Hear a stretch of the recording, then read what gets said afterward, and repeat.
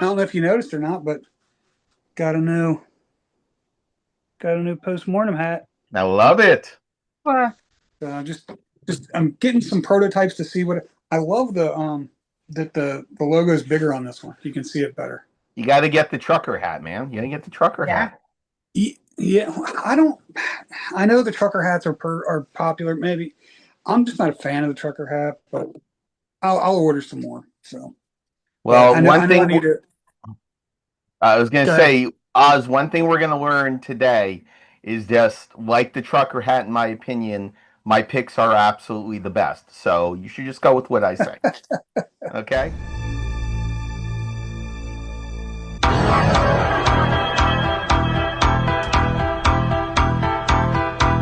Welcome back, and joined as always by the blonde in front, Katie. How we doing tonight?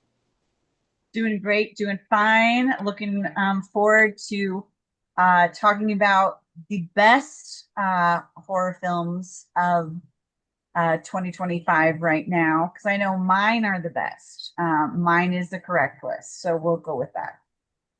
That's right. Well, and that's the Wow, beautiful just thing take is, my line. Just take my line. Run with it the way you want to. Whatever. well, and that's what's beautiful is that everybody's list is the best because it's all subjective. So, and you know what? Sometimes some of them may run over and we may agree on some, we may disagree on some, but you know what? That's all okay. And also, my other esteemed colleague, JK. How we doing, bro? I'm doing as well as I can be in a hot room with a mosquito A and mosquito and a kitty cat. yeah, mosquito and a kitty cat. Franny Bone K making a guest appearance here. Probably her picks are the best out of all of us because she watches everything. There you So, go. but yeah, things are as well as they can be. Nice little summer break and Got your working air on a conditioning. whole range of things, Oz and Katie. And it's good to be back here and giving some of the ones that we love and for the first part of 2025. Outstanding. Yeah, as Katie mentioned, today we're going to be talking about the first half of 2025. I almost said 2023. What am I thinking? Time Uh, Lord, baby.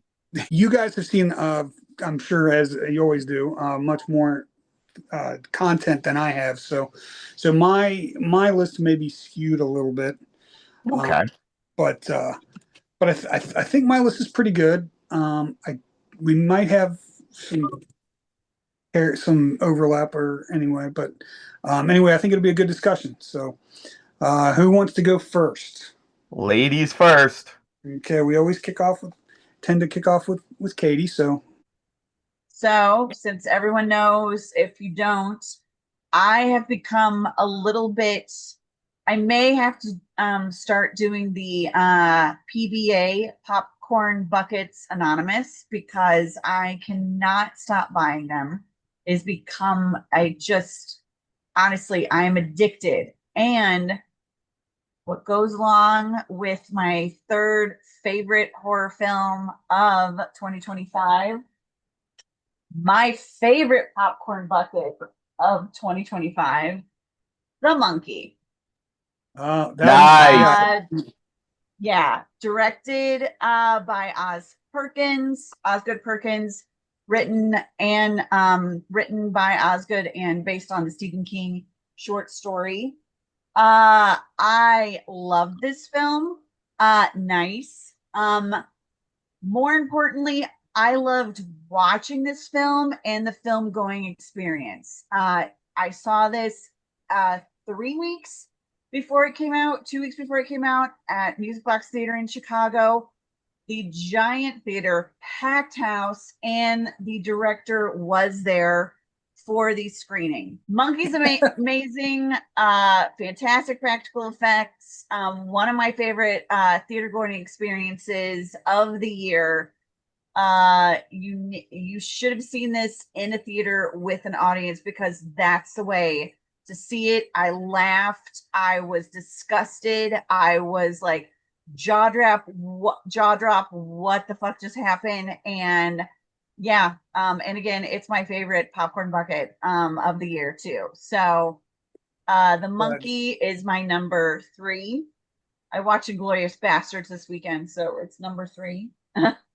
And I'm I glad somebody else highly is, recommend. I'm glad somebody else is into the popcorn bucket thing too, because I keep Yep. buying them, and the only thing is they end up taking up so much room. I end up putting them on marketplace, and I end up doubling, I end up selling for twice as what I.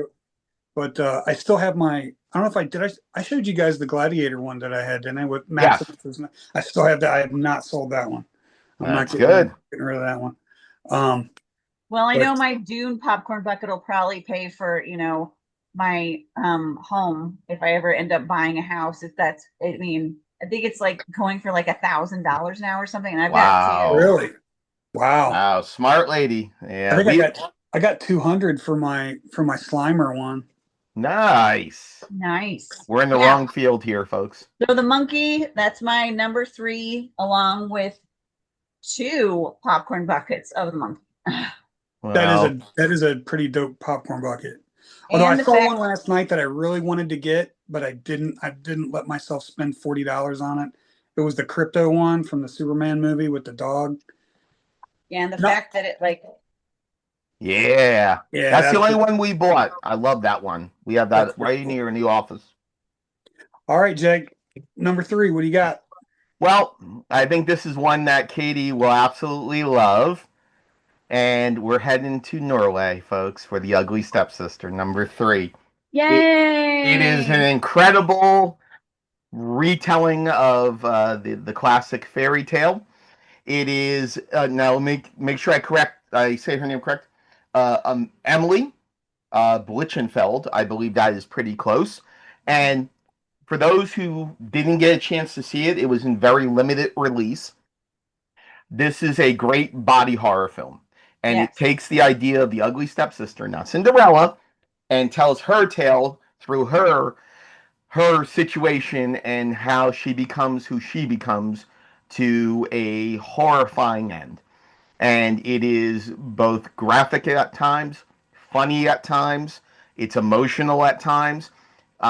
It's a really, really complete film in my eyes, and Yeah. very surprising going to see this because when, excuse me, when Susan and I went to see this film, we went on a whim, did not hear anything about it, and it was well deserved, a well deserved surprise. And really, when you hear some of my honorable mentions, it was close. But the more I thought about the ugly stepsister and the way this actress goes through these effects, and I'm assuming majority is practical, what she's able to do to her body, it's crazy. It's crazy. The contort, it makes you think of Lon Chaney Jr. in the Phantom of the Opera, how he's able to contort himself. Lon Chaney, I'm sorry, to contort himself with piano wire and change his face, the shape of his face.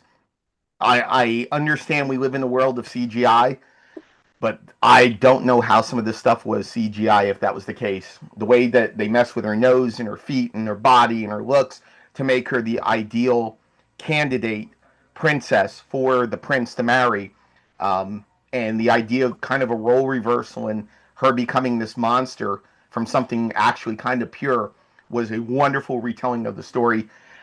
Beautiful cinematography and well worth the time to see. And that's my number 3, The Ugly Stepsister. Agreed. Everything Thank you you. said, agreed. I would add heartbreaking to the emotional Very impact. much.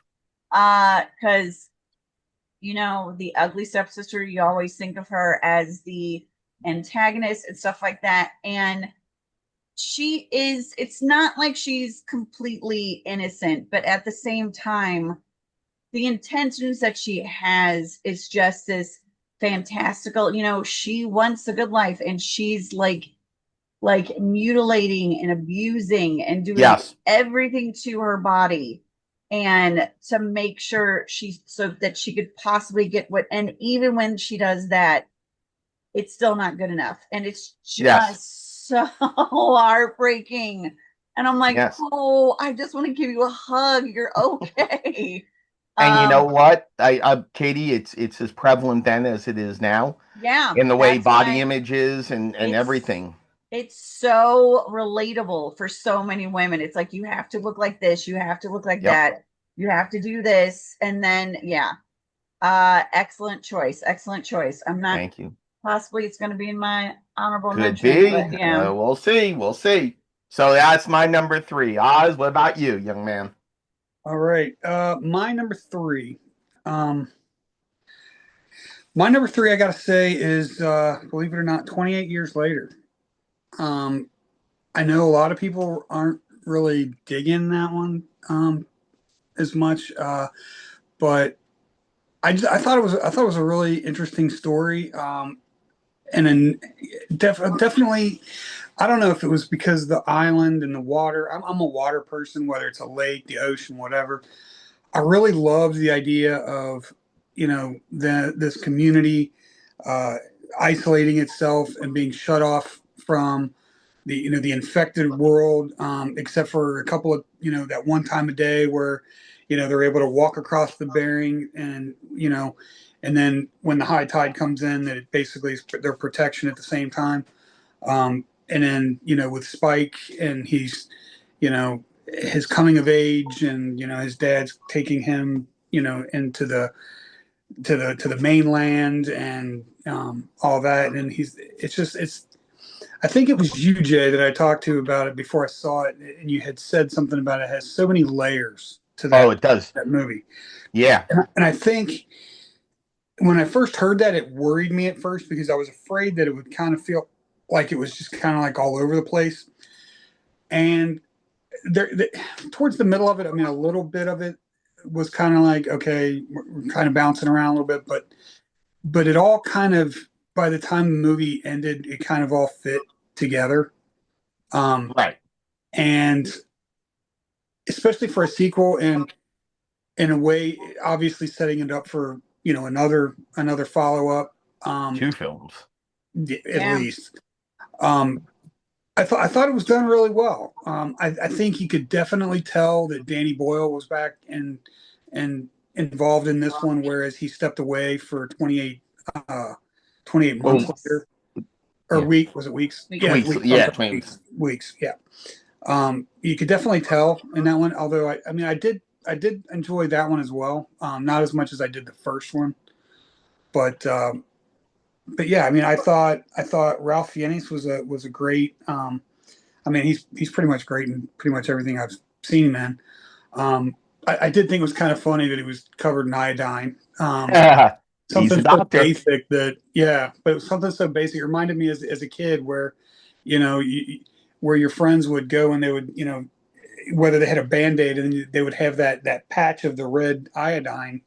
They don't do that anymore, but it No. seemed like that was something so simple.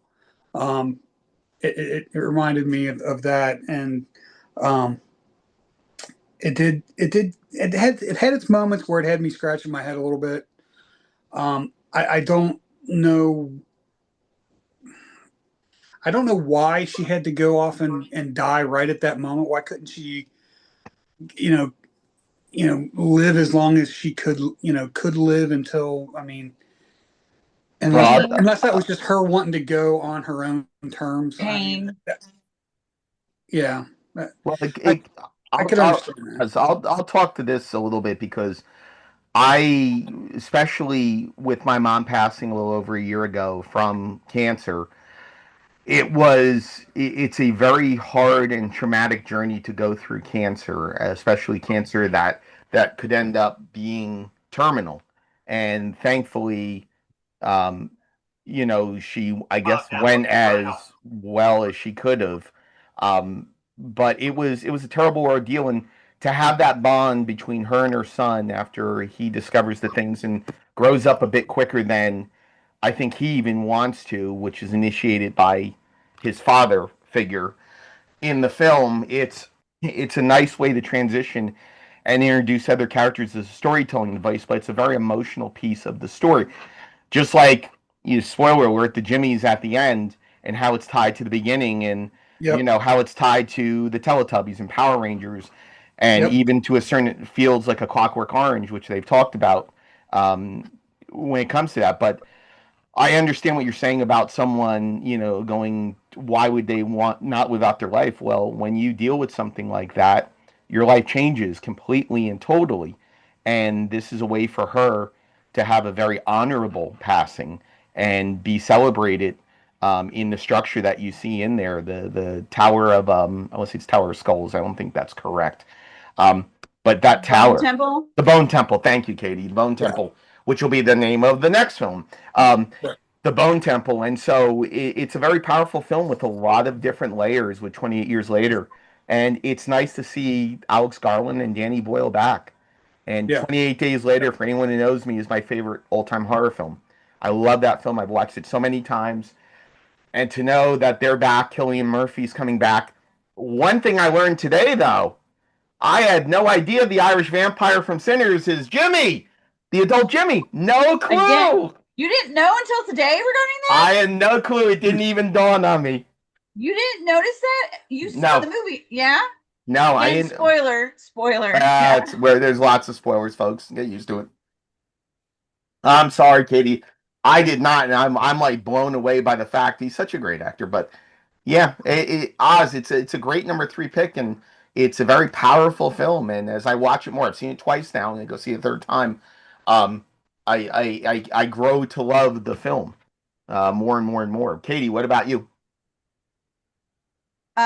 Regarding my number 2 or regarding 28 Anything years later? 28 years later, anything, or jump to number 2, whatever.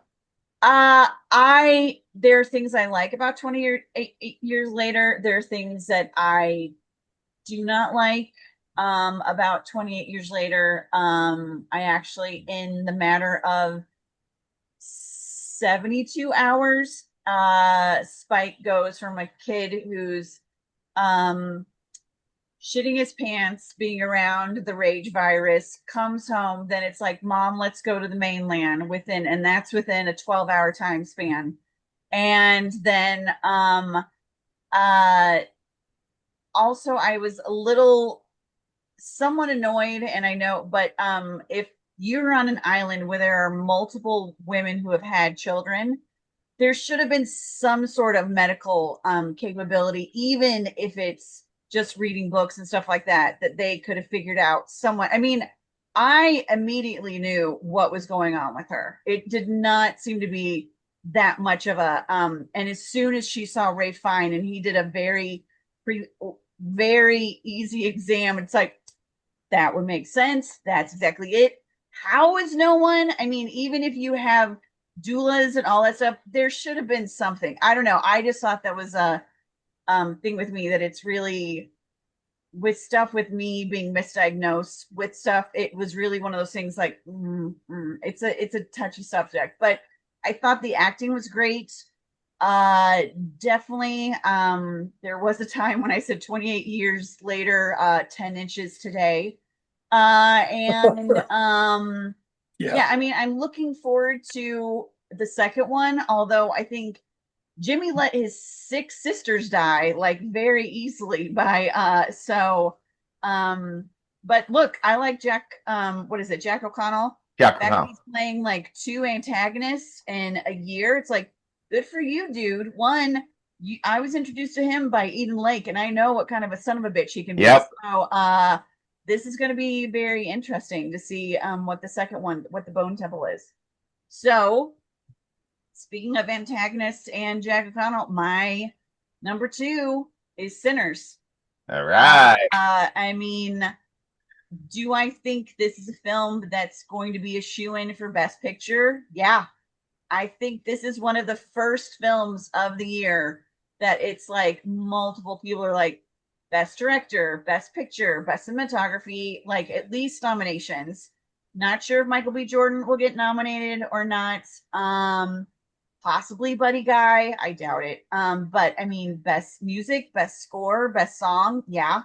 Nomination. Mm-hmm. It's still, even though it's not my number 1, it has my favorite scene of the year, where the cousin is singing, playing the guitar and singing, and it just transcends space and time, everything. I mean, that is what movie making is all about. Like, that was like, goddamn. Like, that was a beautiful shot. Kugler, production design too. I mean, and the costume design. Kugler is. He just kills it.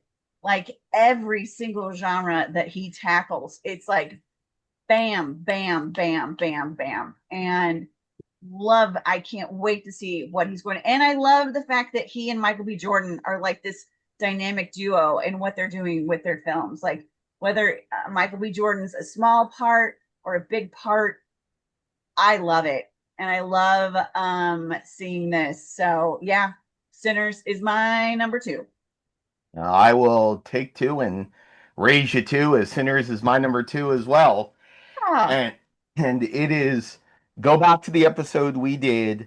If it's a couple months ago now, but I'm going to tell you something. That was my favorite episode to do here in Postmortem. I had the best time talking about Sinners and everything this film has. And this film is incredible. It's a beautiful mosaic of life, of horror, of history, of tragedy, Love of controversy, everything has every you love, can coming of think age, of. you name Everything you can think of. It is a beautiful tapestry, and Ryan Coogler did. And a quick story. So, The Cure for Wellness, which came out many a year ago, Gore Verbinski. This was 2017. 2017. This was a passion project of his. And I remember talking to him and Mia Goth and Jason Isaacs about it. And Gore Verbinski was very professional about talking about the film because it was a passion project. Jason Isaacs had nothing nice to say whatsoever about it. Things were falling apart. And this is all on tape. I'm not making it. This is on tape. It was just not a good experience. Nothing worked. Things were falling apart, so on and so forth. So the reason why I say this, and excuse me, I'm coughing. I dealing with a sinus infection still. Understand it's going around, buddy. I Yeah, get it. it's not good. But Yeah. but when Ryan Coogler made this film, this was his A Cure for Wellness. This was Wes Craven's Music of My Heart. This was that kind of film that he was able to craft it the way he wanted to, do everything, take the time, make sure it was done in his image the way it should be done. And it's beautiful. It's a beautiful film that offers so much to so many people. And it is the first film, and I just again saw this today, the Black American Sign Language. It will be translated into Black American Sign Language. And it's wow. incredible to see the boundaries that this film is breaking and doing it the right way.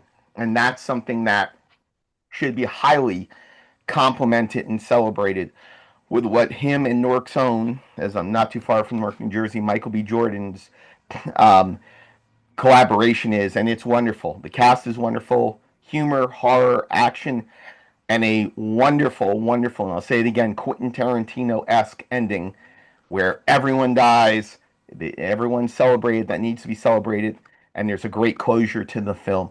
The music is wonderful. And for my number one to be number one, it's got to say a lot because Sinners is as close to probably being tied for number one as I'm going to get, and it's on my top 100 for the last 25 years for sure. But it's just an incredible film, and Katie, I couldn't agree with you more. I'm interested, Katie, to see if our number ones match. Very much. I'm going to say very much not Okay, we'll because see. I I'm think I interested. read something what you said about my number one, which I could not disagree with more, but Great. it's fine. Yeah. All right, Oz, what's your number one? Or sorry, what's your number two? What's your number Number two? two. Well, I didn't get a chance to really I was trying to chime in a little bit there with the Sinners conversation because while it's both your number twos, coincidentally, since we're talking about it, that is actually my number one. Oh, Was okay. Sinners. So Okay, so we'll we're gonna, get to your number one. What's your number two? my number two, Companion. Yeah. Nice. Companion. That was my Excellent choice. Nice. I just really I mean I hadn't heard a lot about it until you guys mentioned it, and so I was down here and I just decided by myself one night, just so what the hell, I'm going to turn it on. And it was I was really shocked. I really enjoyed it.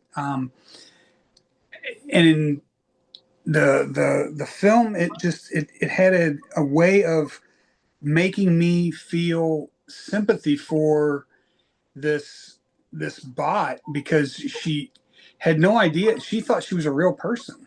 She thought she was, in love with this guy and everything. And then come to find out, she comes face to face with the fact that he's basically using her in every sense of the word. Physically, I mean, every way. Um, and then, it just, I don't know. I just thought it was well acted. I thought Jack Quaid plays a really good, which is really funny because um, I'd not seen him play like a villainous role before. You saw Um, Scream 6 though, or Scream 5. oh yeah, they all kind of blur together to me. I'm not these latest Scream movies, but And he was in Hunger Games. was he in Hunger Games? Okay, Yeah. okay, it's been a while. Um, but he plays a really good asshole. Jack Quaid. Yeah, he Yeah, Jack really, Quaid really plays a great does. asshole. He He plays a does. great asshole, but he also plays a really good, nice guy too. At the same, I mean, really, really funny, good. I mean, I enjoy watching him, and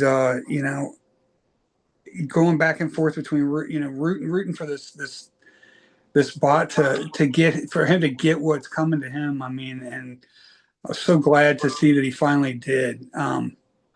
By the end of the movie, it was it's a good. I mean, everybody's giving the hype to the Megan movies and all that. Oh no. But I thought this one was a very much more horror film than the Megan movies are, and that is one of the reasons why Megan 2.0 did not make my top three favorite for horror movies, because I mean I just went and saw it last night. While I enjoyed it and I thought it was fun, um, it didn't seem like a horror movie to me at all. No. It was No. just more a sci-fi movie, and that's exactly what Janelle. She was like, the first one. Janelle said the first one seemed like a little bit like a horror movie. This one just seemed like a sci-fi movie, Yeah.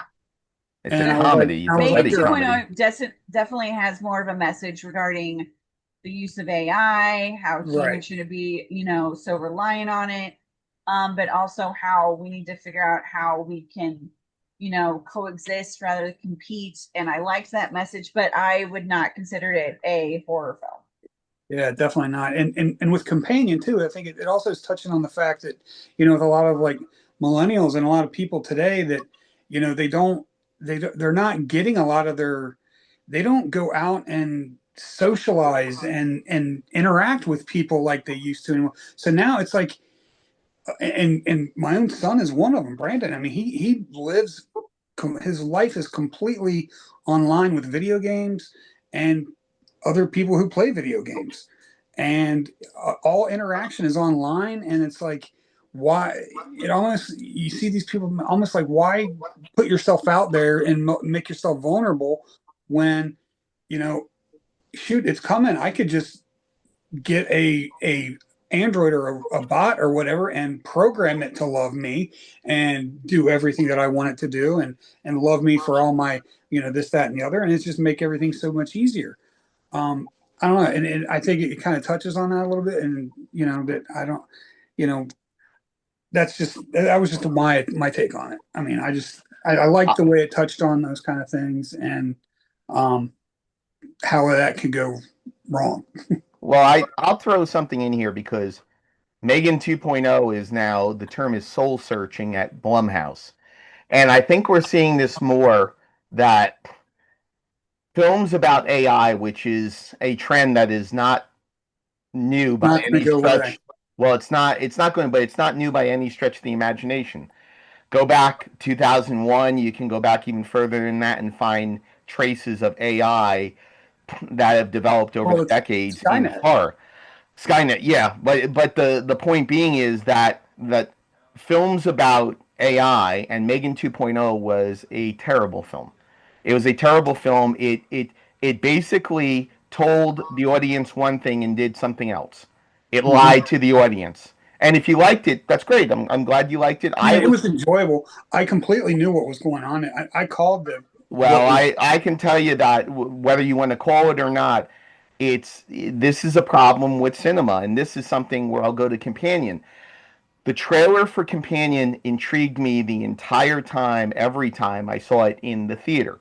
It intrigued me because I didn't understand how certain things were working with it, and I couldn't have been happier. In fact, it's one of my honorable mentions. I'll get to that later on.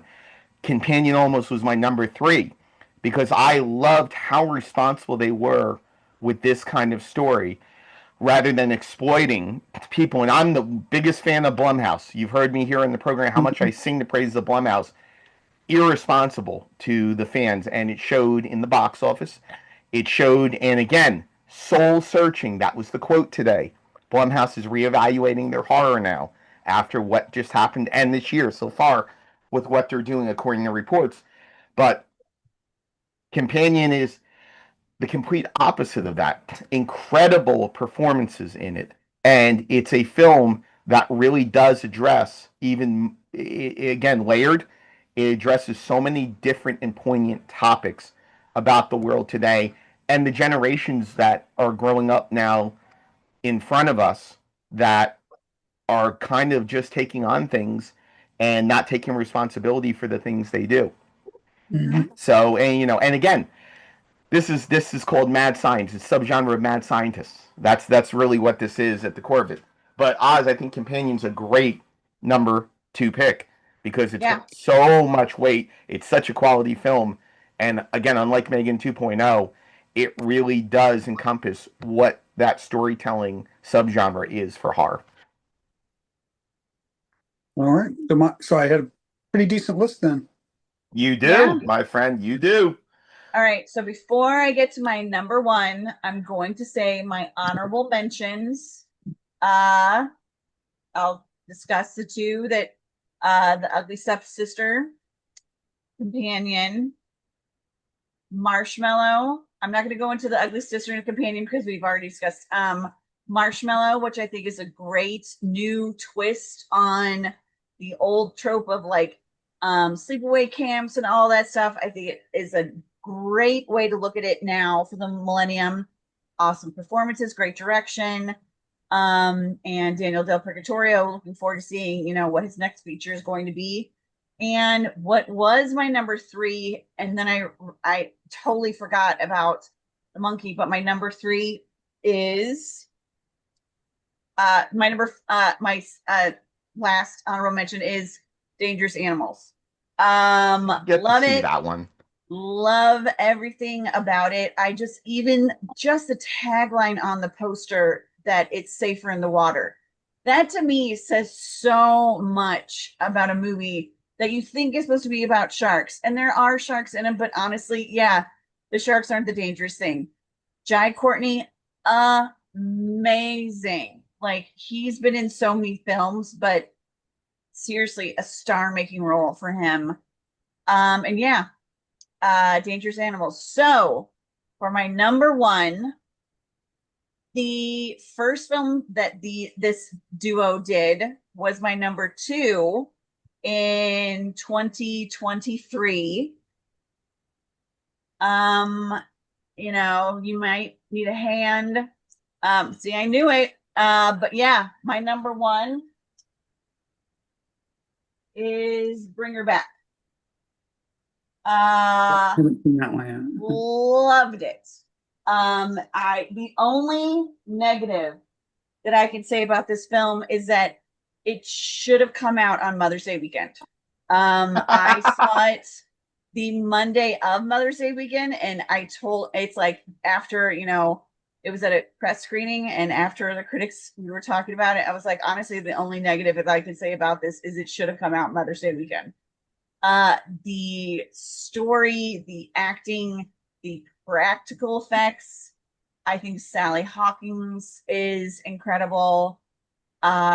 Yeah, what a mind fuck. And then it has this like French horror twist to it meaning that new wave, French new wave, where it's like, which I always say, it's like, look, even if people survive, you lose. No one wins in these films because it's like you are messed up for life. And if you see any of that French New Wave war, you will know what I'm talking about. This Mm-hmm. one I think is the same. You think that there's going to be like, oh well, this person's and they're dead. Oh well, shit. Well, that put a crimp in what I thought was going to happen. And yeah, I think it has some beautiful imagery in it. I love what these guys are doing, the Philippou brothers. I love their like enthusiasm for film. That even when they had a Q&A after our screening, and they talked about the influence of a family member who lost a child and what that was to them. And I think it's a beautiful film. It's just haunting. Everything about it makes it right now my number one horror film of 2025. Nice. You know what, Katie, as much as we don't agree on it, I will say this about Bring Her Back the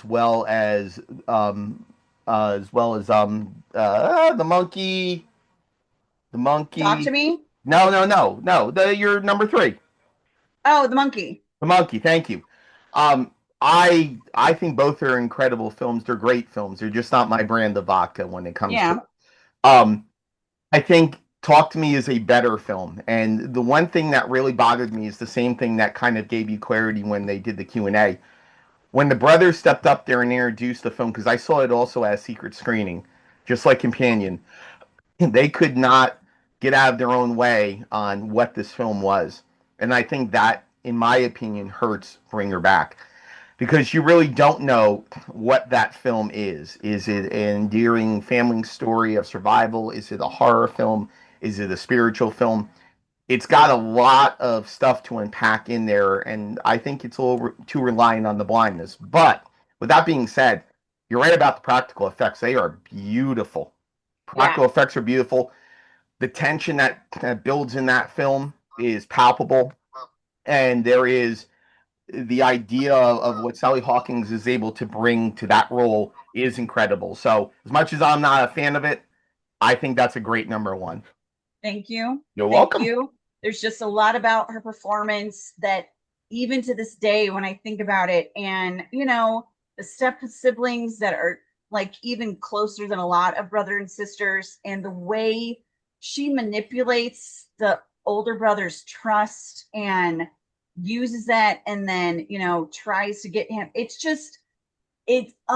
one of those things that to me, her performance is so evil, yet also realizing why she's doing what she's doing. It's like Right. I have an empathy. It's like I have empathy for the evil, and it's just such a juxtaposition of, it's like I hate her so much, and yet I also feel so sorry for her for why she's doing this. And yeah, that's hard to do. That's, I mean, nearly impossible to do. And I think the Philippine brothers did a great job, and I will always look forward to seeing what they're going to do next.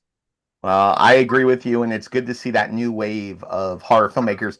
And I like the new French wave reference to it because horror is meant to be bad. There's Yeah. nothing ever good. If it's a good horror film, 99% of the time, when you know it's going to be bad at the end of it, you just know things are going to be bad. And it's a nice segue because even though it's not truly horror, it does have its blood, guts, and gore. It is a fantastic mixtape. It is Freaky Tales, my number one. Oh, good one. That's a 2024. That's No. why I didn't put it on mine. Oh, whatever. I saw in Well, 2025. I couldn't give two craps. Yeah, it came in So, 2025. Yeah. Look, that is tight. Look, it's going to be in my top 10 for the Yeah. year. Like, I love it. I actually got the VHS tape thing That's from awesome. Lionsgate. Love. So kudos to you. Kudos to Thank you. you. Well, let's see. Honorable mentions first, though. So we talked about some of these already. Companion was one of my honorable mentions. I loved Companion. I think Companion was absolutely a fantastic film with a lot of heart. We talked about it. I'm not going to get more into it. Also, for me, Marshmallow was my second one. a great, and you've heard me here so many times talk about. I am not a fan of a lot of the throwback horror. I'm sorry, Oz. I'm just not. But I love the way Marshmallow brings that innocence to a situation like that, and I love how it has that nostalgia feel. And then I love where the film goes, and I love how it's more than just the simple subgenre tropes of the sleepaway camp. It gives you so much more. It intrigues you at the end.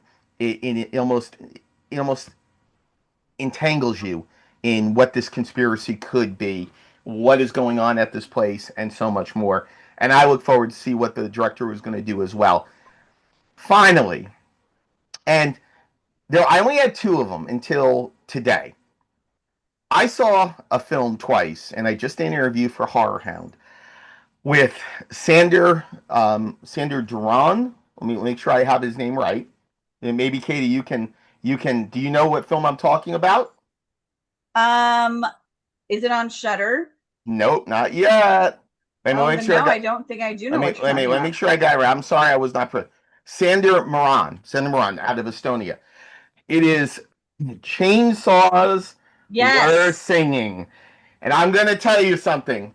I I went back and I was saying this to Oz before we jumped on the episode that I looked at my lists as I'm putting together my 100 favorite of the last 25 years. And I looked at all these lists of all these festivals I attended between 2015 to 2019, roughly. And I would do 20 to 25 a year. I loved traveling the fests. It's one of the reasons why I am where I am now, and I know the people I do because there's a lot of work, a lot of travel, a lot of great times. And I looked at all these films that come and go at these festivals. And I was lucky enough to interview Sonder today. We sat down for 35, 40 minutes. And I'll be honest, the first time I saw it, I didn't like it. I didn't like it. So Really? many subgenres. It was all over the place. Then I watched it again. And my rule of three is always there that you watch it the first time for the hype, second time to actually enjoy it, third time to unpack it. I didn't get to the third time, but I got to the first two and watched it again, and I thoroughly enjoyed it. And for those who are, and you're not ready for Chainsaws Were Singing, you're not even No. close.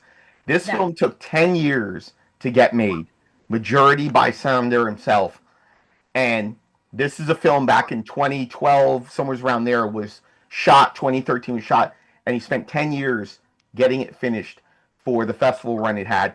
Over 100 festivals, I think 30 plus awards, Fantasia, Fantastic Fest, Sitges, all the big film festivals you can think about, the big genre film festivals you can think about.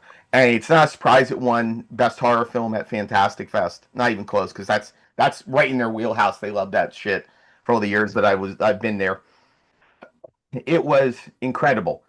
It is Texas Chainsaw Massacre meets Les Miserables meets pick another genre. It's incestuous love. It's a love story. It's action. It's comedy. It's gore. It's gore for guys. You love Brain Dead. You love Evil Dead 2, two of his favorite films. You see all the influences of this. It is a fantastic film. Now, hopefully, I think by the end of the year it'll be distributed. According to that, he's sold the sale. He has the sales rights taken care of for, which is great. But it is a collage in the most effed up way you can think of, and it is just a fun time. And Oz, you'll love some of the nostalgic references that they pull out of this. But the one thing I will say is it's a 2 hour movie. And to be honest, Yeah. I think he cut this more as a fan than he did a filmmaker. It could have been shorter in some places, but overall, it definitely deserves the honorable mention for so many reasons. And Yeah. when you get a chance to see it wherever it is, Chainsaws Were Singing. It is great. It is the only film I know, and it's not a spoiler. I guess it's not. There's not only a chainsaw solo in the movie, but you have the actual killer who looks like a very young AJ Bowen. Yes, He looks like a very young that is AJ what Bowen. I said when we did our recap of Panic Mhm. Fest. I said, Yep. did anyone else think this was AJ Bowen in Estonia? Like, what the It hell? it's a And very yes. you have the catchiest song about bukkake I know. that will ever be made in your entire life. Like I remember, like when we started, it's like, okay, who wants to talk about chainsaws or sing? Casa bukkake, casa bukkake, kake, casa bukkake, casa bukkake, kake. It's a great film, and it's one that hopefully will not get lost in the ocean of horror content out there, because it's definitely a film that's got a lot going on. So when you get a chance, see it. Katie's seen it. I've seen it. Oz, when you get a chance to see it, it is wonderful and well worth the honorable mention.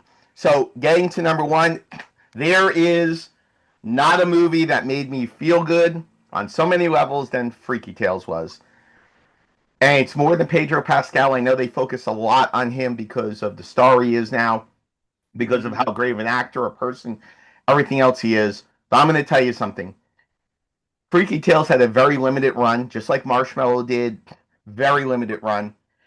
And it's a shame because this mixtape of multiple stories pulled all together in one fierce final tale is a film that has blood, guts, gore, heart, rhythm, everything you can think of.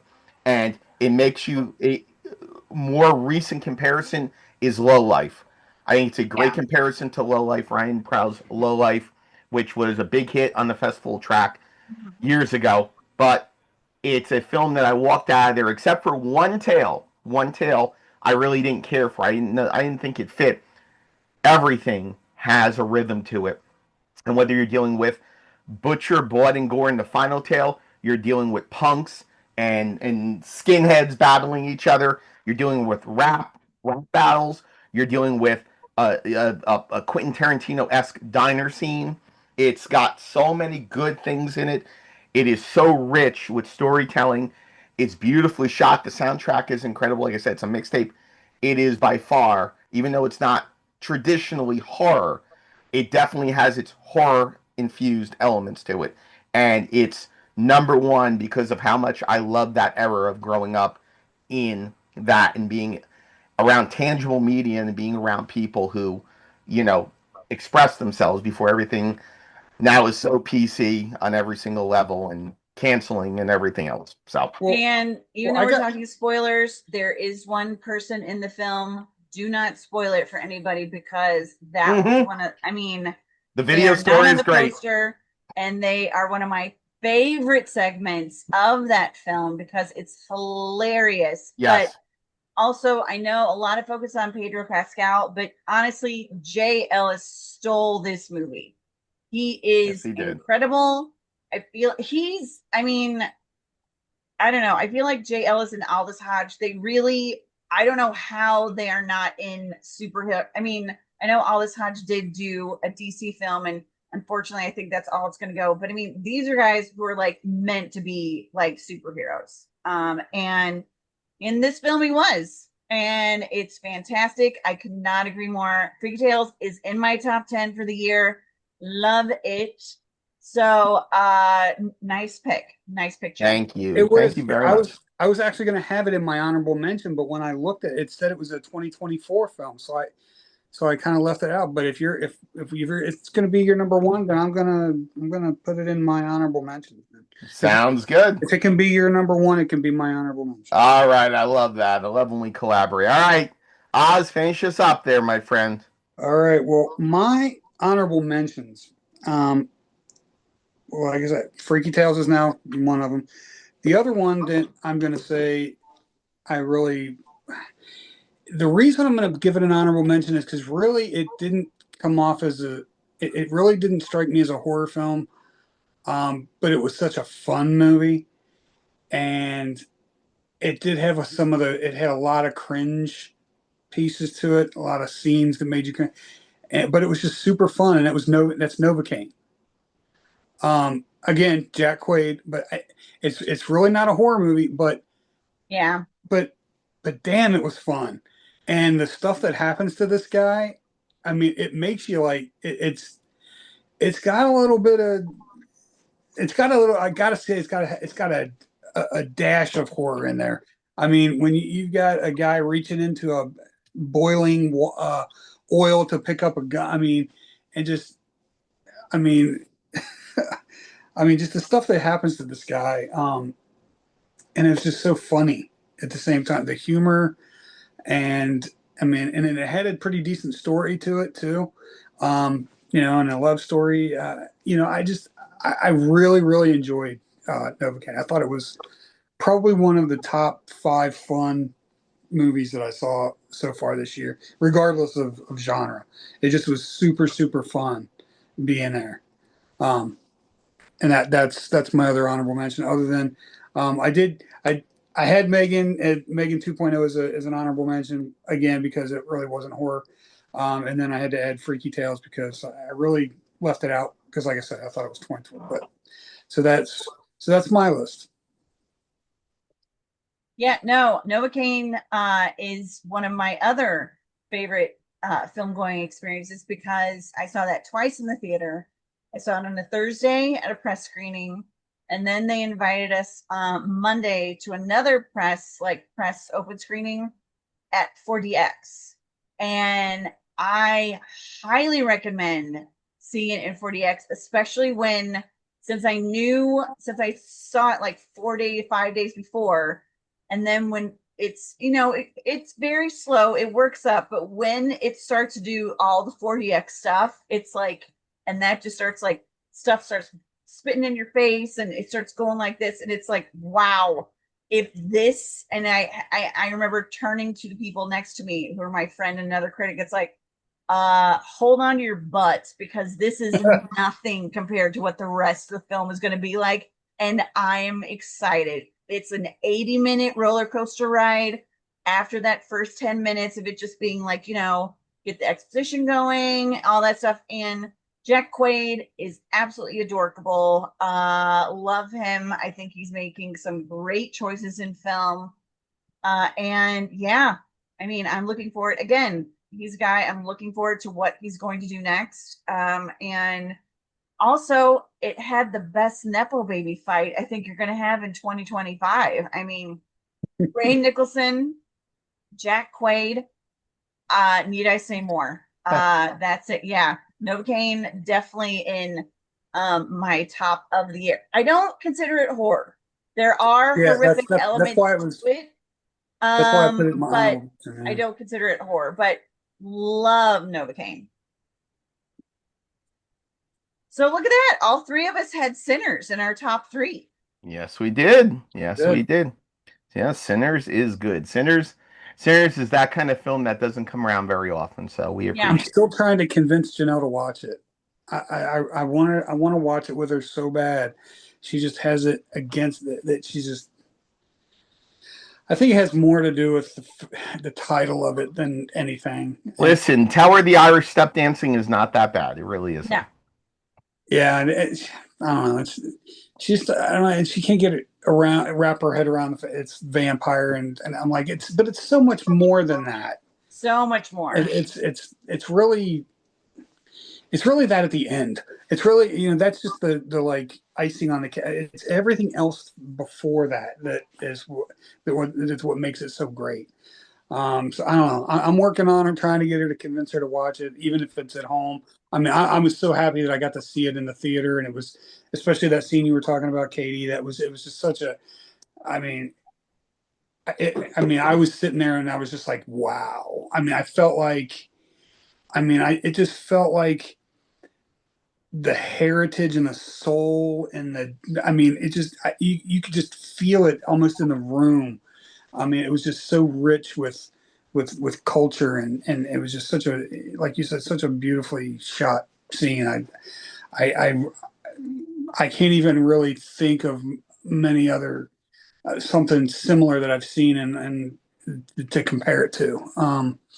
It was just, yeah, and the performances were great, and I mean, I'm really, really trying hard to get her to even just watch it on Prime, if I buy it on Prime. Horror is not for everybody. Yeah, it is a shame though, because that right now, Sinners, I'm trying to think. Sinners most definitely is a film that should be watched on a big screen. Yes. It really, really, really is. It's just I mean, it was filmed to be watched in IMAX and on the Right. big screen. That is what the point of them Yeah, I doing got it and how they did it. In fact, I knew some people who I was on a panel that we did a review of Sinners, and one of the guys is like, yeah, I just didn't, it's like I just thought it was kind of fuzzy and out of focus, and the rest of it was like, no, no, that's not true. It is yeah, very much your theater.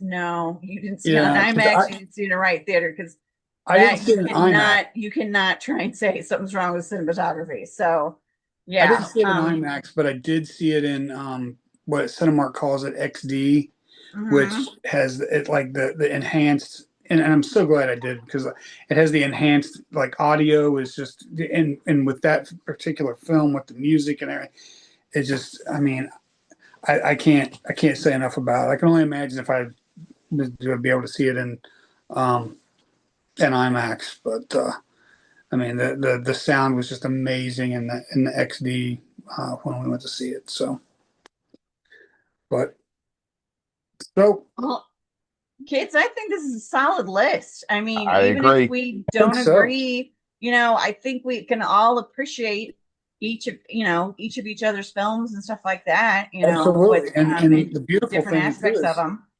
is I can see, even though, they're, I mean, I would attribute most of the ones that are not on my list that are on your guys, that'd be probably because they're movies that I've not seen. Because you guys get to see way more content than I do. So, there's that. And, you know, that's the beautiful thing about doing this, is that, now I've got a couple of scenes. Now I've got to decide, what do I want to watch first? Do I want to watch The Monkey first, or do I want to watch Marshmallow? Marshmallow. I don't Marshmallow. Marshmallow. Watch Marshmallow. I love the monkey, but I think you'll like Marshmallow more. Yeah, I Well, agree I mean, with I want that. to watch them both, but I just like, which one do I hit first? So, Marshmallow. okay, well, I'll do that. But yeah, so everybody who's listening out there, you got three different lists, some things that are showed up on everybody's list. But if nothing else, you've probably got some films, from the first half of this year. You got a little bit of homework to do, so you've got some movies to knock out. And then we'll wrap up. We'll do another episode at the end of the year for the second half of 2025, and we'll go from there. And we'll Amen. sprinkle in some fun stuff in between. So Sounds good. Sounds good. We look forward to the next episode. yes, sir. Yes. Yes, sir. So what do we got coming up that's coming out anytime soon, horror wise? I'm looking forward to him. I'm looking forward to it. New Yeah. Jordan Peele. Oh, Looking I don't even forward. know what that is. Him? Jordan Peele. I mean, Should I know I? who Jordan Peele is, but I haven't heard about him. So I mean, Jordan. I don't do Well, any. I well, read you as don't do little as trailers. possible Yeah. because I don't want to know anything and have well, let's anything. let's put it this way. I won't. I don't believe this spoils it whatsoever. It is Jordan Peele's new film due out later on this year, I think late summer, and it's about a young quarterback who has the chance for football stardom in the Jordan Peele world. Oh, well, okay, I'm intrigued. Oz, I know you are because it's Red Rally, and Katie, I know how much of a fan and I know how much you love cinema. I have a feeling this is going to be something special. I just have that Okay, feeling with I'm a him. huge Jordan Peele fan. I Yes. think honestly, I love all three of his films. Each one of them have been in my top 10. And I think Get Out is one of the best films Yep. I love Get Out. of this century right now. So I love Get Out. I was not a fan of either one of his follow-ups. Us. I love Nope and I love Us. Nope. I didn't like Yep. one of them.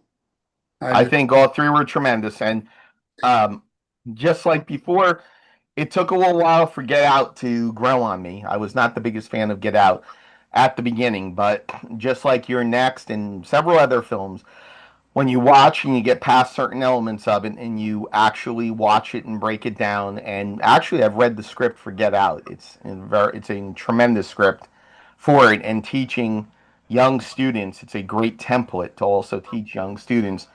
He's fantastic. And watching Keel and Peele, early stuff of theirs with the comedy, you appreciate so Yeah, much the I love talent that he has. So Yeah, Well, I I'll did. I look did forward see to it. it. I did see a trailer for the Black Phone 2 last night.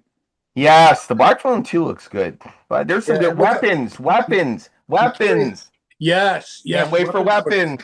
Yes, that Oh looks really yes, good. Weapons. With what's her name from Ozark? Yeah. Julia Garner. Yes. Uh, That looks.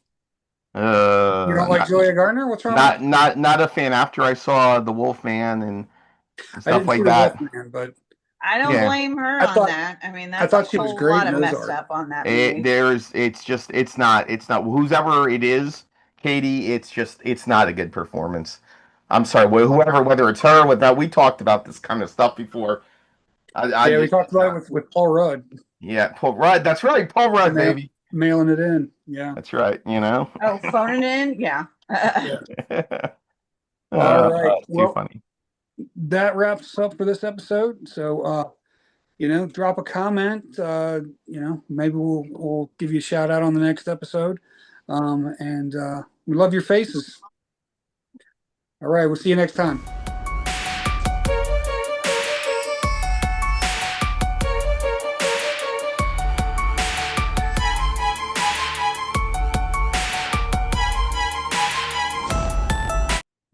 Energy, the lack. Uh-oh. Oh, We froze on you. Katie froze up on us. Katie, you there? Katie might have froze up on us. Oh yeah, she did. I think Katie's buffering. We'll give her a Yeah. second to come back. Welcome back. Are you there? I hate There she is. technology. So I'm just going on about how much I love this movie. And I realize, like, why are you guys not moving? Can you? And it's like, meh. I'm like, shit. I don't even We know were wondering- how much. It's like, I'm like talking from the heart, telling you how much I love the monkey and like the experience and the guttural laughs and the collective, ambiance and why people need to go to the theater. And it's like, and no one heard a damn word of that. It's Yeah. funny you wonder why we weren't moving. We were wondering why you were moving. You were just Exactly. Elect. Anyway,